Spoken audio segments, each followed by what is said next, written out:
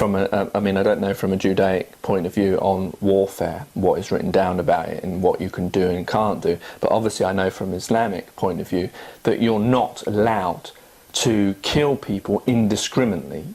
You know, it's got part of it about only killing combatants, and that's not what Hamas are doing. That's why things really like weapons of mass destruction, like bombs and nuclear bombs, Islamically are haram. They are not allowed. They're not permitted. They're not halal.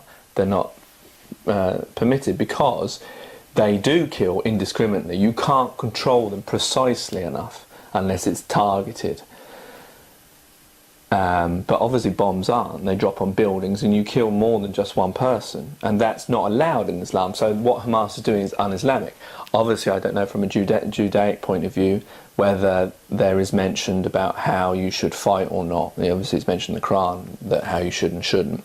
So obviously I can say that. There might be similar things in Jewish texts in the Old Testament, in the Torah, about what is allowed and isn't allowed and whether they're following or not. But from a human point of view, from a moralistic point of view, you can see from both sides what's going on is irreligious and not of a godly nature. And as they're the most holy land, they should be representing that. I mean, by God, when they finish destroying it, what will be worth of that piece of land, which should be the holiest of holiest, because it has the gold, the dome, doesn't it?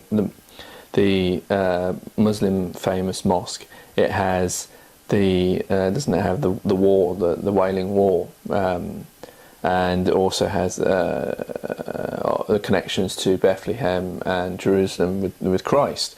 So you've got three major religions all sharing such. You know, you've got Mecca and you've got Rome. So you've got those things, but this is one place where all three of them come together. And that is, you know, you should be looking after that so well. And they should be saying that we should be living in harmony, because this is something that God has blessed 3 times over. And to destroy it is just, I mean, that's not following faith and not following religion.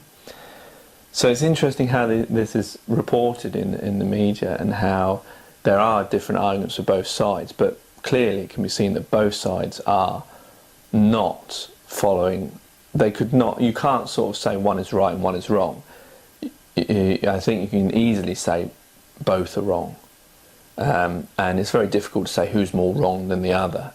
And I don't think that really makes much difference anyway. And it's a shame that no one can stop them from doing this. And obviously there are, you know, the international law, there is the UN, but unfortunately with the UN they're made useless by this idea that if one vetoes, then everyone else's decision goes out the window. It's not a very democratic way of having the UN. It should be democratic in the sense that if out of 7, 6 vote for something, it should be passed.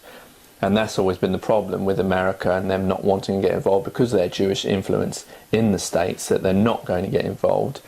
And,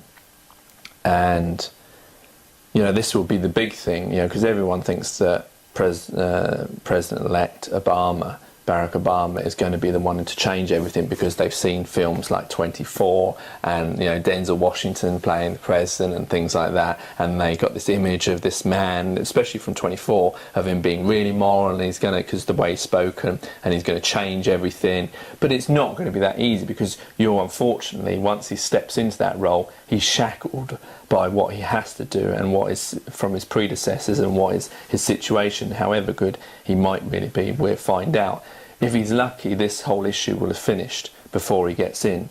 Because if when he gets in and he still follows line, which I think he's probably going to have to, because there's such a big Jewish influence in the States, I think he will have to follow suit. And if he comes out and backs Israel and backs President Bush's point of view, people are just going to realise from that moment onwards, no, it's not going to be much difference with him in there. I don't think it is, because I know he talks about change, but I think, you know, politicians, unfortunately, even like with Tony Blair, everyone thought he was going to be the same. He talked about change. He seemed to be someone who was going to change the world, and everyone thought that. And we all know what happened there. I don't need to go into that. Anyway, I better stop now because that's running over to too many minutes, because that's going to be 2 parts now. So anyway, put your comments, put your views. I suspect this one's going to get quite a lot of different views on it, and people saying things, and others. So I suspect I will reply to whatever it says if there's a lot of them. But yeah, I mean, one has to look at all the facts. It doesn't matter who's more wrong than the other. That's conjecture. If someone's wrong, then they're wrong.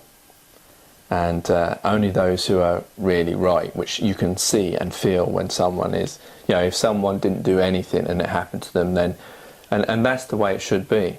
That's how you know who's the pious, who's the truthful, who's, because in the case of, like in the case, an easy example to give is in the case of the Messiah Jesus, in the sense that he was a religious man who wanted to spread religion and peace and understanding, and fought no one and put no sword up against anyone, and yet he was attacked by, let's not go on where he was attacked. He was from a Muslim point of view, he was put up on the cross, let's go to that extent. Therefore showing, obviously anyone with any compassion, with any morals, with any humanity can see that this man did nothing, and yet look was done to him. He didn't raise a stone against anyone. There are other people who have caused fights and have defended themselves, etc. He didn't do any of that. He let them do whatever was done to him, and thus you can see who's right and who's wrong very, very easily in that sense. Unfortunately, it takes a great man and a great many men to suffer without attacking back, and thus it clouds the issue. Anyway, I've said enough about that. I hope you've enjoyed this John Doyle's View. Please comment, and until the next time, take it easy, take care, and peace.